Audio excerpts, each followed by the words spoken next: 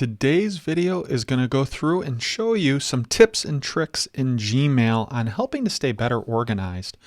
Most teachers and students and most users at this point have a Gmail account. And most people at this point are pretty comfortable moving around in it and using it. But a lot of people, I find, are just using it at a very basic level. They're not using any of these little more tips and tricks that you can do to help yourself stay better organized and also keep your inbox clean. I don't know how many inboxes I go into and there's like 10,000 emails in there. Now, their email searching works really, really well. But sometimes you want to know when a certain email comes in from somebody or for something. And in this video, I'm going to kind of go through and show you some of those features, and it'll help you stay better organized and also show you some tips and tricks on allowing emails to automatically go to certain spots so you know when you have an email waiting for you. For example, paycheck statements. You might get them weekly or bi-weekly. You can actually create a folder called paycheck statements or whatever you want to call it. And when that email arrives, you can have it automatically go into a separate folder label, which I will talk about. But you can have it go into that separate label automatically. So if you ever need to go look up a paycheck statement, you can go into that label and just see all your paycheck statements in one place. So that's what today's video is going to be about.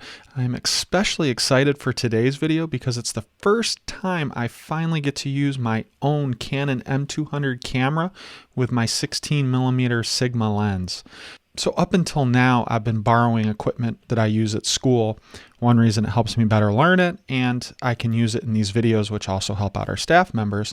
But for a while, I've been wanting something of my own and finally was able to get it. For me, I've found this camera is really affordable, and so is the lens, and it gets you a really, really good image. So I've been really looking forward to this video. I've had my own audio equipment for a while, but now I finally get to have my own video equipment, which is I've been looking forward to for a while. But before we get going, please just take a quick moment and go on down below and just hit that subscribe button so you can stay up to date with all my video tutorials. Otherwise, let's jump into Gmail and go over some of those tips and tricks to help you stay better organized.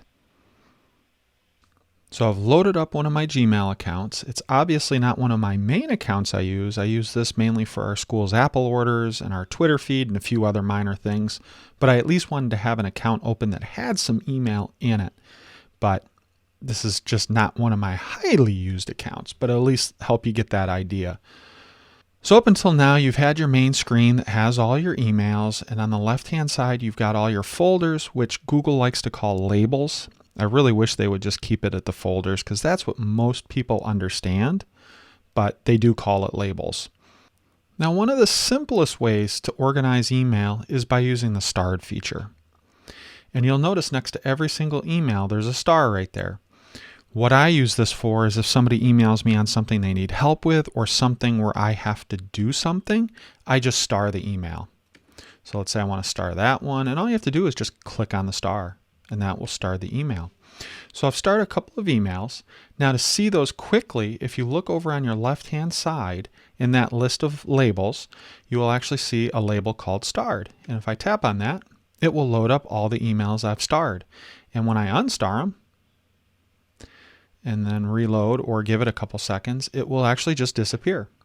So as I complete those tasks or move them into my other organization structure, which is my to-do lists, once I move them over, I just unstar it. Or if I've completed the task, I go ahead and unstar it. So that's the first easiest way to stay organized, is just using that start email feature. If you use the Gmail app on iOS or Android, or if you even use another type of email client, a lot of them will allow you to have that capability. I've yet to really come across an app on mobile or desktop where you can't use those features. A lot of times on the email clients you might use, instead of calling it starred, they might call it a pin. So pinned emails and starred emails are basically the same thing, just a different way of saying it. Now to dig in a little bit further and get you a little bit better organization. So let's say I want all of my Twitter emails to go to a folder or a label called Twitter. What I can do on the left-hand side here, I can click on that more, If you already see all this stuff, you don't need to click that, but you can create new label. There is another way to get to this, and I do want to show that really quick. If you come over to the top right and click on the cogwheel icon, you'll want to click on See All Settings. And in here, you will see a header called Labels. If I tap on that, you'll see a list of all your labels. And in here, you can actually organize them a little bit better. You can hide them so those things don't show. So let's say you never use that snooze feature. I can hide it, and you'll see it now disappears from the left-hand column.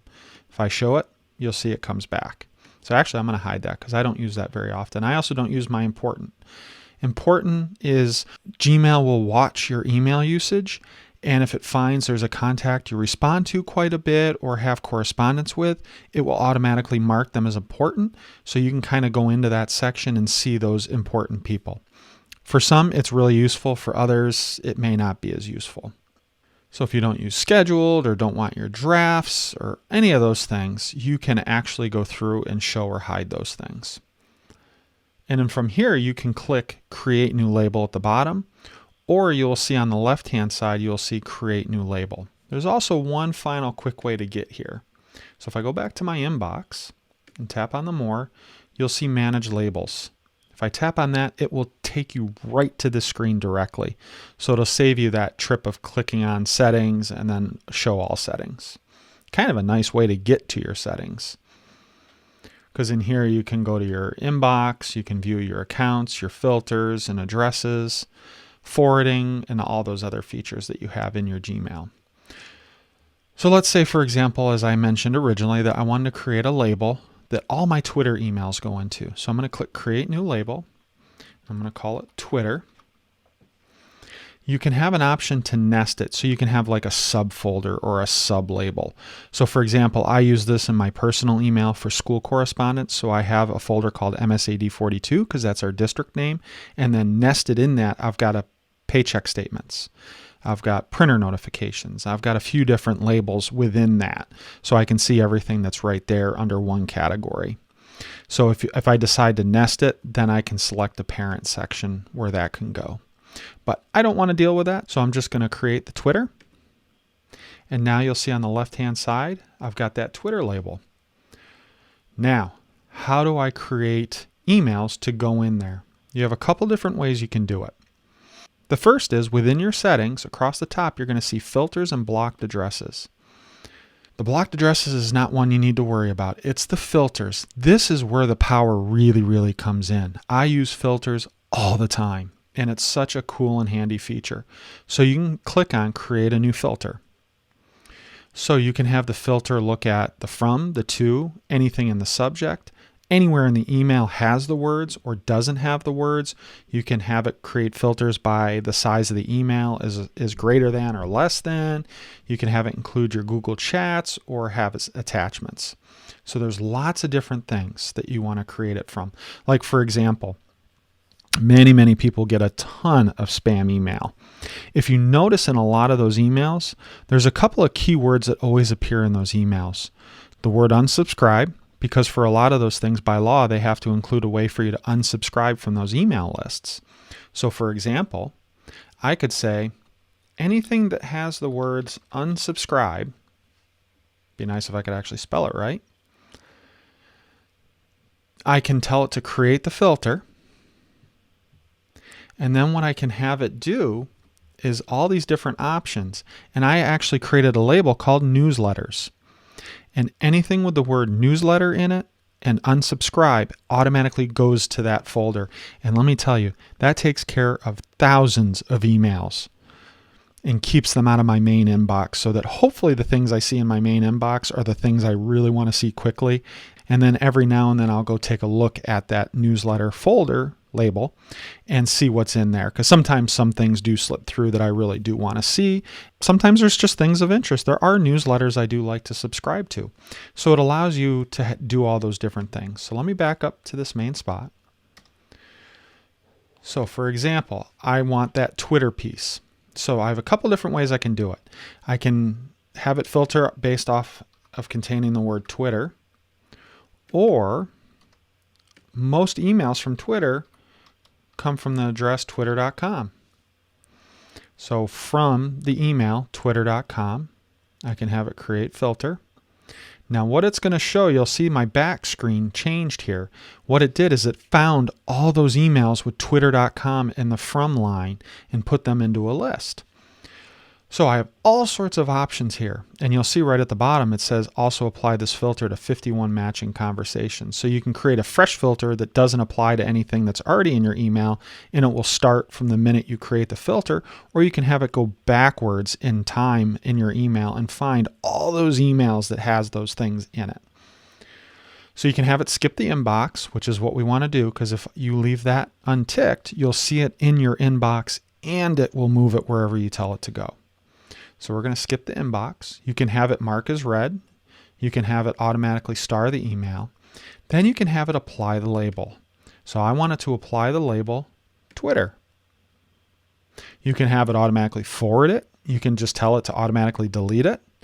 You can make sure sometimes your spam folder will catch emails that you don't want to go to spam. This is the spot where you can create it. So I could say I have my personal email account. For some reason, it always goes to spam. I can actually put that email in from the to line. So anything that's sent to the specific account, I can tell it to never send it to spam. You can mark it as important, never mark it as important. You can categorize it. So if you're using those categories where on your home screen, you'll see like the primary inbox, your social, your updates, your forums, your promotions. You can have it categorize as one of those automatically, and then have it apply to previous emails. So when I do that, it's going to skip the inbox, it's going to apply the label Twitter, and it's going to look for all conversations in my email from past or future and automatically apply it. So I'm going to click Create Filter. And it's done. Now you'll see my inbox went from I think 31 or 33 down to 17. And now there's nothing in there with the word Twitter in it. And if I click on the Twitter label, you're now going to see all those emails from Twitter are in one spot. So if you think of this with paycheck statements, for example, we get ours automatically emailed to us bi-weekly, and I actually created a label called paycheck statements. And there's a special email address it comes from, so I pasted that in the from line. So what it says is any emails that come from this address, it moves it automatically into my paycheck statements label. So really, really handy feature. There is another way to do this that can be a little bit quicker. So for example, on my inbox, now let's say down here a little further, I had all these Flickr emails. Let's say I want those to go automatically to a Flickr label. So I can tap on an email, and you'll notice at the end of the address here it says flickr.com. But if I click on the three dots under More, you'll have the option called Filter Messages Like These. If I tap on that, it takes you right to that filter. So what I like to do, because sometimes sites use different email addresses for different things. So Flickr might have one for their newsletter, might have one for their notifications, might have one for correspondence of support. So what I like to usually do is take out all the gobbledygook before it, because it will always end in that flickr.com, and backspace it out and delete it. So anything that comes from any email address that has flickr.com in it is going to get filtered. So I want it to skip the inbox. I'm going to have it apply the label, but I haven't created the label yet. And you'll see right here, there's that new label option. If I tap on that, I can actually put in and create the new label. So now it's going to skip the inbox. It's automatically going to go into that Flickr folder, and I'm going to have it apply it to previous emails. And I'm going to click Create Email or Create Filter. And now if I go to my inbox, oops. Now if I go to my inbox, you're going to see all those Flickr emails that were down here on the bottom are now gone. And if I click on Flickr, you're going to see all of them are right there. This is one of my, as I said, favorite features to help me stay organized and helps keep my inbox a lot cleaner. So for example, for your personal email, you could create a label for your mother or family. You could actually have a family label and then put all your family email addresses listed in the filter. So for example, I'm going to click Manage Labels. So it just gets me in my settings really quickly. And in here, what I'm going to do is I'm going to create a new label. I'm going to call it Family. You'll see now I have got the family one. Now I'm going to click on filters and blocked addresses. And you'll see right here it actually lists all my previous filters. So over time you can see all the filters and you can edit them to add more things to them, or you can delete them. So we're going to click create a new filter. Now in this you can separate a bunch of things with a comma. So I could say